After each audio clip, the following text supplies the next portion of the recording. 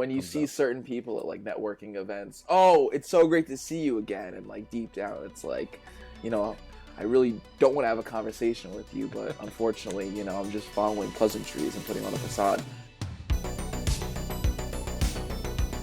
Have you ever been to a networking event where you're trying to expand on your business and you're not sure if you're going to run into the right people that you gel with, you vibe with, and you're really just looking to filter out the BS?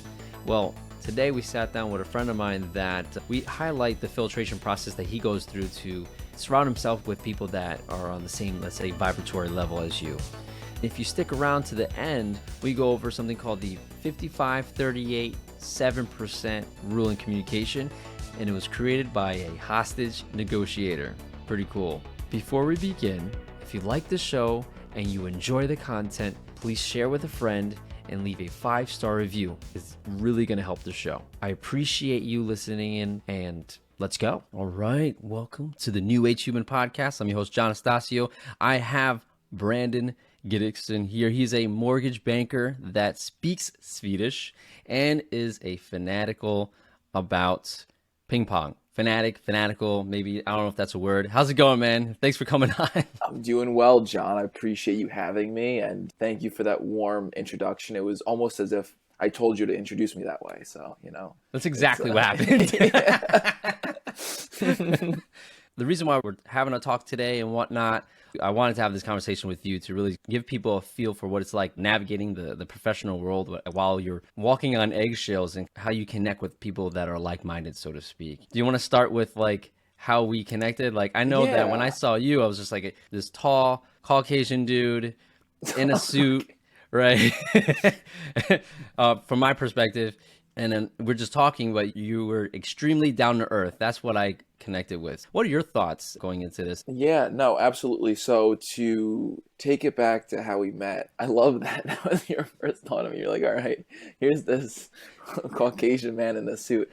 But now I'm not wearing a suit. But so the event that we met at was a panel talk about networking, marketing, and branding. And I was talking a little bit about networking and how to really amplify your network and to do it in a bit more of a strategic way. That's how we had met, and we had a really good conversation. A little bit of a background as to who I am. I am a mortgage banker, and I work with a variety of people, so with mainly investors and foreign nationals. So I've created a bit of a niche, but I can still serve anyone, whether they're a first-time home buyer or a person that wants to buy an apartment building. Like, we do it all.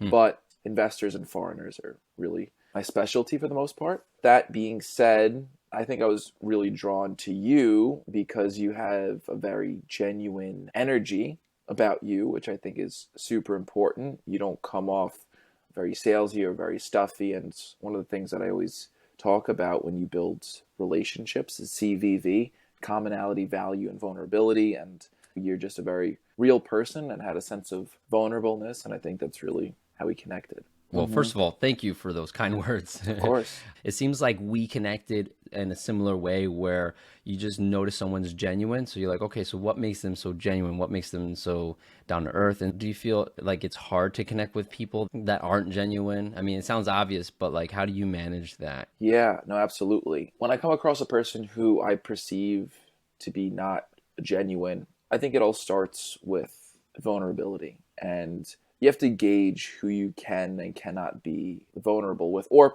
it's not even being vulnerable and not being vulnerable. There's levels to it, right? I think if you're a little bit vulnerable with a person and they're not genuine, you can start to see them open up a little bit. But the other thing is that I've just surrounded myself with great and amazing people that I've really created a filter as to the people that come in my life. I don't really come across too many people who are not genuine, just because I've surrounded myself with people who have good intentions, who have good hearts, basically.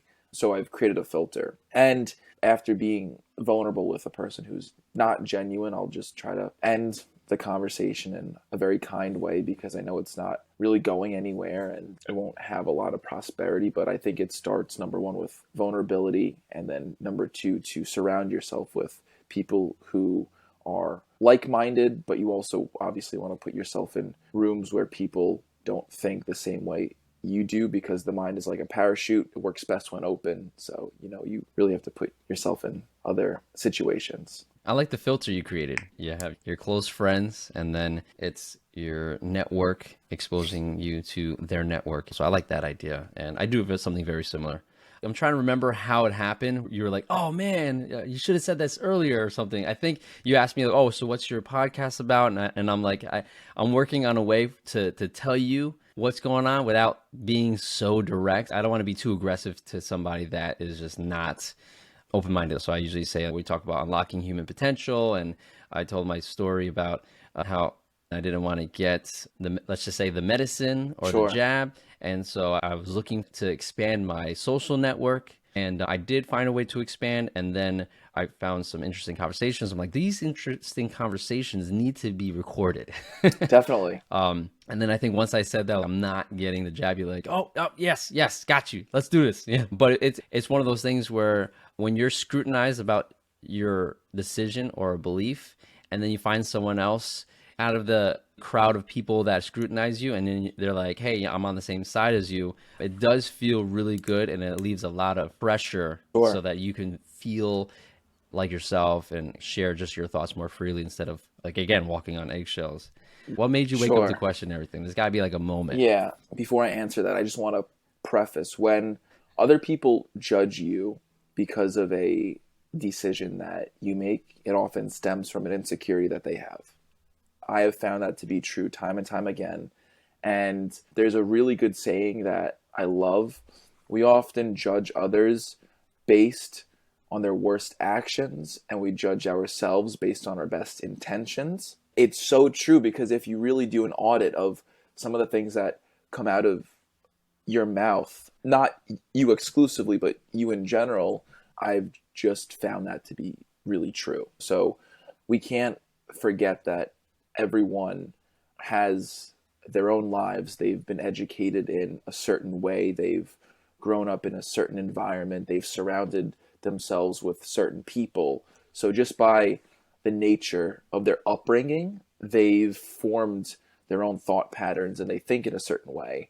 So if you judge another person, I think it's a bit of a small-minded thing sometimes, because like we all were raised in certain ways that have formed our beliefs, basically. But as to awakening, or just to think from another perspective, I think comes down to a lot throughout my life. But my senior year of college, I took an ethics class, which is a form of philosophy. And I think philosophy is amazing. I think sometimes you can go way too far down a certain rabbit hole, but just the concept of philosophy, getting people to think, I think that's an amazing thing. So taking a philosophy class, reading books about philosophy, can really just open up your mind in general. And I would say that was really the starting point for me. Is there like a like a specific book? Because interesting enough, I had like I guess you can call it like a reawakening in my philosophy class Really? in college too. So it's interesting how you brought that up. And I'll tell you the book or I think it was a book or a movie that someone mentioned, and I hopped right on it. And I'm just wondering if there was like any specific material for you. For me, it was What the Bleep Do We Know? It dove into metaphysics and alternate realities and science and a double slit experiment. Look that one up if you haven't heard about it. Quantum physics, I think, was the main thing. What about you? Is there like a specific material? Was it a specific comment? Was it a specific quote? It's hard to come back to a certain quote or subject that I took in my philosophy class, but a great book that I've read was The Four Agreements. I'm not sure if you've ever heard it. Yes. So I haven't read too many books about philosophy, but that's a top one because it's super simple. I think it's only 120 pages, but it's just four simple things. One of them is to have integrity and to keep your word, not to talk behind people's backs, and a couple others, but it's just not coming to me right now. But an amazing book, and I think it can really open up your mind tremendously. First of all, that's an easy, awesome read. Thank you for mentioning that. That's like less than 200 pages. If you're listening or watching, grab that book. I wouldn't be surprised if like everybody listening knows about that because we're all on this journey together, right? Power versus Force. I love that book. I'm not sure if you heard of it. Have you heard of it, No, Brandon? no. Oh man. So think of it as this guy, and he was able to map different levels of consciousness. And I'm thinking of doing like a series just on that book because it's one of those books, and it's rarely ever happens to me where I'm reading a chapter and I have to stop, highlight it, and then like pause to rethink a lot of things because it was like someone opened a window in a dark house, and now I have to Mm-hmm. look at everything that is shined a light on and realize that I have a lot more furniture to play with than I thought. So it was like one of Sure. those things where you have to stop and play with the thoughts that it gave you. Yeah. But when you were talking about being a moral person, being someone that doesn't talk trash behind someone's Yeah. back, I'm like butchering what you said, but the overall idea was that, right? And that book, The Power versus Force, expands on that part of what you were saying, that agreement. It talks about how if you are at one with yourself and you are living in your truth, then there's literal physical power that you get. You literally are stronger when you are in truth. So Right. it's interesting when you lie and you're just a constant person that pushes false things, you're literally draining and you're getting weaker. So it's interesting how that works. And if you're worried about your energy levels, maybe think about any baggage or any large lies that you're living with, that like telling someone that they look good in a dress or something, and Ah, then you see that dress every day, you're like, ugh. Just an example. Sounds very specific, but not I'm just that was the thing that when you comes see up. certain people at like networking events, oh, it's so great to see you again. And like deep down, it's like, you know, I really don't want to have a conversation with you, but unfortunately, I'm just following pleasantries and putting on a facade. But Mm. no, I know exactly what you mean. So knowing that you've read that book and have started to think outside the box, is there anything that you've done to help maintain that mindset as you navigate your professional life? It's a great question. So I heard this quote yesterday. It was at a goal setting seminar, really, really good. And one of the things they talked about is motivation is like drinking water. You have to listen to it on a consistent basis. You're not just going to read a motivational book or listen to a motivational video once and just have that throughout your entire life. You need to do it on a consistent basis. So I think constantly surrounding yourself and having a group of people who have all these different perspectives is good, because if you are constantly around the same group of people who think the exact same way, that will form your belief system over time, because it just seeps into your thought patterns, and it just becomes a piece of who you are. So I think being mindful of who you surround yourself with, putting yourself in all types of situations. So you're hearing the side of person A, person B, person C, person D, person E, etc. I think is imperative. And I think it'll continue to shape who you are, reading on a consistent basis, and just, I think, being able to question things, just to not accept things at face value and to do a bit more research. Those are That's like some of the the most important things. huge, that's like the huge thing that's going on right now. Face value, sensational headlines, fear porn. So a thought came up to my mind.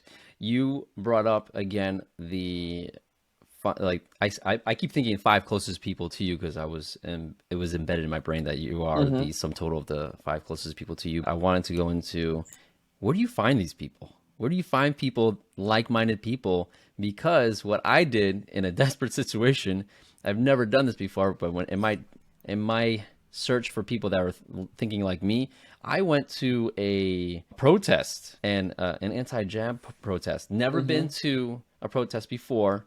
I even created a poster and I didn't use it. Just left it in the car because I was just like, I don't feel comfortable.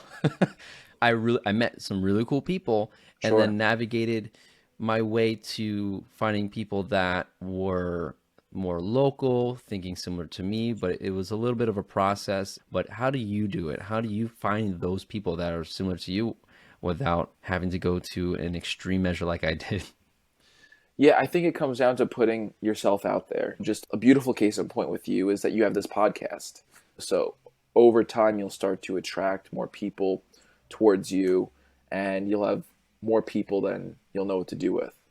So I do a lot of content on Instagram. Give a quick plug. Brandon Cashflow is my handle. But with that being said, I started to create a bunch of content, and I made a video about using life insurance to buy real estate. Since I'm in the mortgage space, some of my content is about real estate. With that said, I made a video about that. I got introduced to a financial advisor, and he runs a personal development group, and they meet once a month, and it's a dinner basically at this restaurant with a bunch of awesome people. And that came because I made a video about using life insurance to buy real estate. I posted it on Instagram. So putting yourself out there is huge, whether it's on, Instagram, Facebook, social media, going to events on a consistent basis. It's huge. So for the people that are similar to me and you consider yourself an empath, are you familiar with that term, empath, Brandon? I've heard it so many times, but I still don't know the definition. Oh, are we going to pop your empath cherry? What do you think it is first? Wait, doesn't it mean like you can feel the emotions of other people? Something like that? Yeah. Instead of being a psychic and reading people's minds, you're an empath, which means you read people's emotions. Wow. Cool. Now, if you feel that way, you now earned your superpower. So congratulations to anybody who feels that way. and we all have some type of superpower. I believe it's just brushed off as like a skill or something we don't know. So sure. I'm sure Brandon has one. We just have to discover it. And you could be an empath yourself. Who knows? I mean, if you have this inkling to instantly know how people feel, right? The reason why I brought that up is when you say put yourself out there, I had to speak to the part of me that said, ooh, now I feel very vulnerable, because emotionally, if you're an empath or someone that connects with people emotionally very quickly, it's very easy to, if you're not aware of it, it's very easy to forget that you are feeling someone else's emotions and not yours. And it could damage your ability or challenge your ability to decipher your decisions and what's going to be beneficial for you. And now you're making decisions that's beneficial for someone that you literally are feeling their pain or feeling their excitement that has nothing to do with you.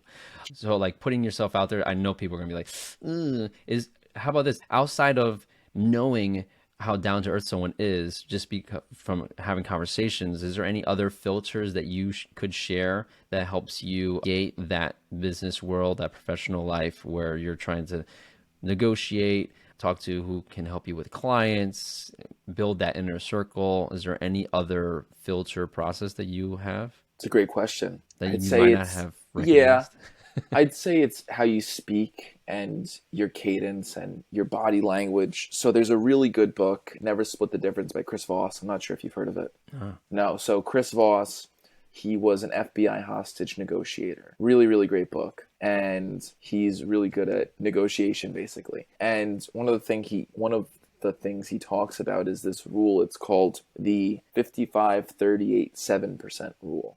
So 55% of your communication comes from your body language, 38% comes from how you say the words you say, and only 7% comes from the actual words.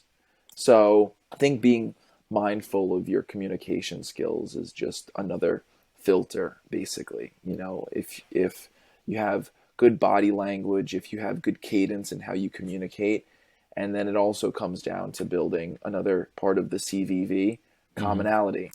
I think that's huge. Being able to find commonality with another person, I think acts as another filter as well. Nice. I like that.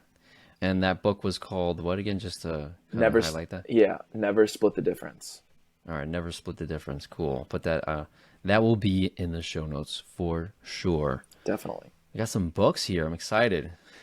We got some books. An audio book or whatever you listen to, put it on like 1.5 times speed and blast through those books. Yeah. Cool. So let's get into, let's say we spoke about your professional life. We spoke about thinking outside the box. You know what? If you know somebody that needs to wake up and they're in college, throw them into a philosophy class, right? Definitely. So how can people find you? I know you did a little plug in there, but let's give all the information for everybody. How they find Sure. you? What are you working on? Absolutely. I do a lot on Instagram. Brandon Cashflow is my handle. Or you can connect with me on LinkedIn as well. Brandon, my last name, Gidicsin, Gidicsin. Awesome. Perfect. All right. Well, Brandon, it was awesome chatting with you. Thanks for coming on and sharing some of your navigation process and how you navigate the world of business, right? Yeah. Being awake in the business world in 2023. Thank you. Appreciate that. Thanks, John. No problem. Thanks for hopping on.